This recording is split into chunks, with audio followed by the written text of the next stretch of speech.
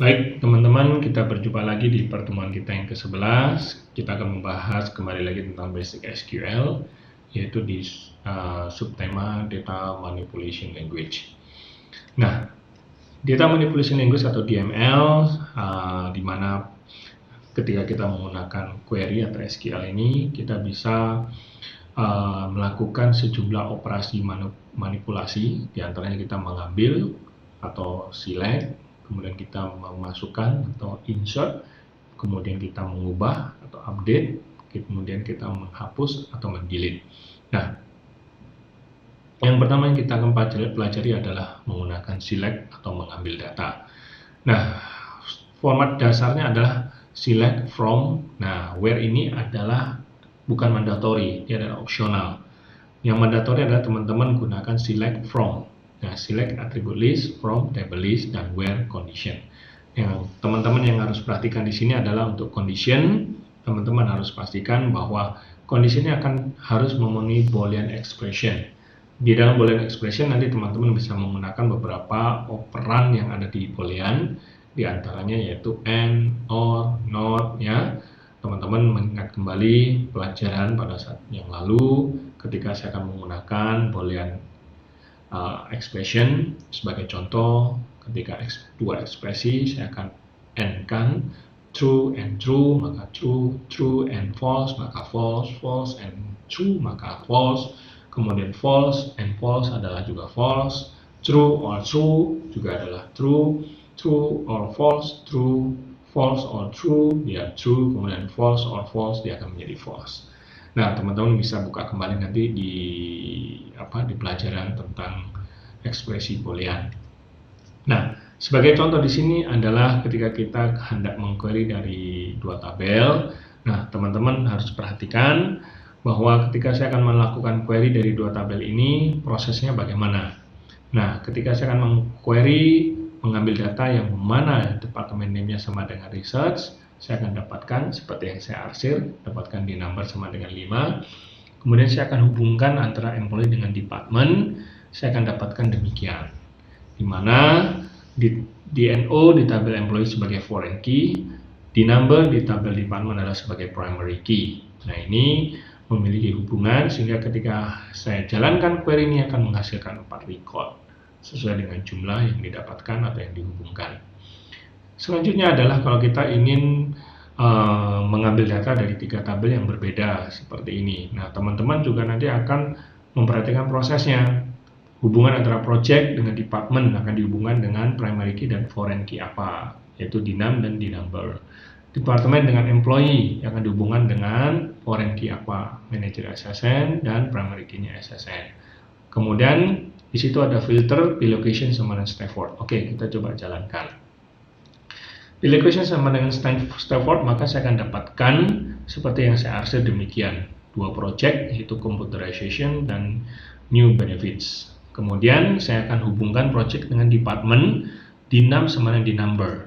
Saya akan dapatkan dinumbernya adalah administration. Nah, dari dinam yang administration, maka saya akan dapatkan manager SSN-nya adalah 987654321. Maka saya akan dapatkan demikian. Maka totally hasil daripada query ini adalah akan menghasilkan 2 record, yaitu pin number-nya 10 dan 30, dinamnya 4, last name-nya adalah Wallace, kemudian address-nya dan birthday-nya. Selanjutnya teman-teman juga akan belajar tentang ambiguous attribute names, aliasing, renaming, dan tuple variables, di mana ketika teman-teman menjumpai ada case demikian, yaitu saya akan melakukan query terhadap field yang namanya sama. Teman-teman lihat di sini ada name, di mana name sendiri berasal dari tabel employee dan department. Apa yang terjadi kalau kita jumpai demikian? Teman-teman ingat harus menggunakan yang namanya table source name-nya, yaitu sebagai berikut employee.name, department.name. Sehingga ketika name ini mau diakses, dia tidak akan ambigus, tidak akan membingungkan. Name ini name yang mana? Name yang ini, yang pertama di dalam select list adalah employee, name dari tabel employee. Di where clause-nya menyumbang name lagi adalah name dari tabel department. Oke. Kemudian kita juga gunakan aliasing di from table, kita juga bisa lakukan sehingga nantinya pada saat kita deklarasikan di select attribute list-nya akan menggunakan aliasing name-nya. Demikian juga di where clause-nya akan menggunakan aliasing name-nya. Kemudian juga kalau teman-teman mendeklarasikan query tanpa where, maka harus diingat bahwa hasilnya adalah akan mengeluarkan seluruh isi tabel tersebut. Sebagai contoh, kalau kita select SSN, maka dapatkan semua SSN yang ada di tabel employee. Kemudian, teman-teman juga akan melihat query dari dua tabel demikian juga. Apa hasilnya? Kalau tadi dari satu tabel, semua isi tabel, kebetulan 8. Nah, sekarang kalau dari dua tabel, employee berisi 8 record, department berisi 3 record. Ketika saya query dua-duanya, maka saya akan dapatkan data 3 kali 8, 24 record. Seperti yang ada di samping di sini. Menghasilkan data kombinasi seperti ini. Nah, teman-teman juga akan belajar menggunakan asterisk atau star. Ketika kita select stars, nah apa yang terjadi? Akan mengembalikan seluruh atribut yang ada pada tabel tersebut. Sebagai contoh, kalau kita di query yang pertama select from employee, maka mengembalikan seluruh atribut yang ada di tabel employee. Kalau dari dua tabel, employee dan department, maka saya akan mengembalikan seluruh atribut yang ada di employee dan department. Nah, nanti teman-teman bisa mencobanya. Oleh karena itu, penggunaan select star atau asterisk ini sebenarnya pada saat teman-teman nanti di praktek, maka sangat dihindari kita menggunakan select star ini. Nah, alangkah baiknya atau best practice-nya adalah kita menggunakan menspesifikasi satu demi satu atribut apa yang mau kita ambil. Nah, pada saat kita melakukan query, pada dasarnya SQL itu akan men-treat tabel ini sebagai tidak hanya sebagai set, tetapi dia akan treat sebagai multi-set, sehingga sangat memungkinkan terjadi namanya duplicate tuples. Nah, duplicate tuple ini sendiri oleh SQL dia tidak dihapus. Kenapa? Ada beberapa alasan seperti yang dijelaskan dalam buku tersebut. Nah, duplication ini sangatlah mahal prosesnya ketika kita ingin mengurangi duplication. Nah, oleh karena itu pada saat kita menghasilkan query, biasanya query akan mengeluarkan as is atau seperti apa adanya. Dan yang kedua, user juga menginginkan duplicate tersebut. Nah, oleh karena itu si SQL akan mengembalikan as is juga. Dan juga pada saat kita melakukan agregasi, nanti kita akan pelajari lebih lanjut, tentunya agregasi itu akan melakukan perhitungan juga terhadap duplication tersebut. Sehingga sebenarnya kita tidak perlu melakukan elimination. Tetapi kalau memang kita ingin melakukan elimination, teman-teman bisa gunakan distinct sebagai berikut, ya. Nah, table juga sebagai set kita akan berlakukan dengan menggunakan teori matematika. Apabila kita lihat demikian, ada set union, ada set intersect, dan ada set except. Nah, saya akan tunjukkan satu-satu. Set union akan mengembalikan seluruh isi baik dari kedua sets. Kemudian set intersect dengan mengembalikan irisannya atau yang sama dari dua sisi. Kemudian set minus akan mengembalikan satu record yang muncul. Artinya apa? Yang ada di set 1 tapi tidak ada di yang ada di set 1 dan tidak ada di set 2. Nah, maka saya akan dapatkan A3 hasilnya.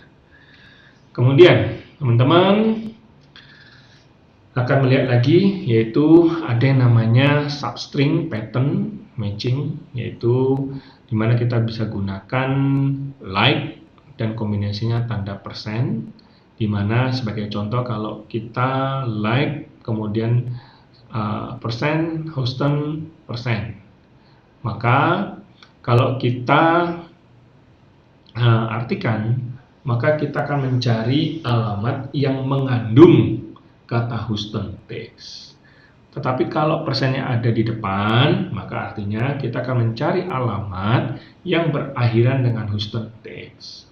Kalau persennya di belakang, kita akan mencari alamat yang berawalan dengan Houston text.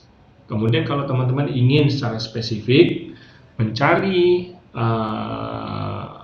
bagian daripada karakter menggunakan like, kemudian kita akan kita akan gunakan underscore. Nah, sebagai contoh di situ, saya akan mencari tanggal lahir yang lahir di tahun 70-an, maka saya bisa lakukan demikian. Ya. Nah, kita juga bisa menggunakan yang namanya yaitu arithmetic operators. Jadi di dalam attribute list kita juga bisa lakukan perhitungan dengan menggunakan operator aritmatika. Sebagai contoh di situ saya ingin melakukan perhitungan gaji, kemudian saya akan naikkan 10%, maka saya dapat lakukan langsung perhitungan 1,1 kali salary, kemudian saya akan berikan nama hasil perhitungan ini sebagai increase underscore cell. Ya. Juga saya bisa menggunakan operator yaitu comparison operator yaitu between. Sebagai contoh salary between 30.000 and 40.000. Artinya between ini saya akan mencari data di mana salary dengan besaran lebih dari 30 dan kurang dari 40.000. Ya. Nah, di dalam SQL juga kita bisa melakukan ordering dari hasilnya. Sebagai contoh di sini, saya akan mengorder berdasarkan the name, last name, dan first name. By default, kalau kita tidak menyebutkan order by-nya, maka secara langsung, artinya order by-nya apakah kita ascending atau descending, maka yang akan ditampilkan adalah ascending. Tapi kalau kita ingin order by descending, maka kita harus sebutkan. Sebagai contoh, order by the name descending. Maka saya akan mengurutkan berdasarkan di name, tapi saya akan lakukan dari besar ke kecil. Kalau tidak, maka by default akan dilakukan secara ascending. Ascending kita juga bisa sebutkan di sana.